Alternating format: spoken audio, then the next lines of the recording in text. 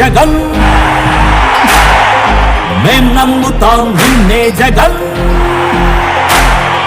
మా నమ్మకం నువ్వే జగన్ మేం నమ్ముతాం నిన్నే జగన్ నువ్వే జగన్ నువ్వే జగన్ మా నమ్మకం నువ్వే జగన్ నిన్నే జగన్ నిన్నే జగన్ మేం నమ్ముతాం నిన్నే జగన్ నిన్నే జగన్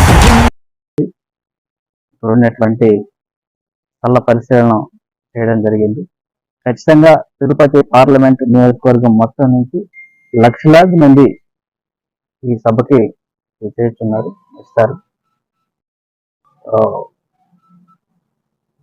ఏదైతే గౌరవ ముఖ్యమంత్రి వర్యులు వరకు ఎంతో లబ్ధి చేశారో తిరుపతి పార్లమెంట్ నియోజకవర్గానికి దాదాపుగా 8,000 కోట్ల రూపాయల పైగా ఆయన ప్రజలకి సంక్షేమ పథకాల ద్వారా డైరెక్ట్ గా లబ్ధి చేకూర్చడం జరిగింది.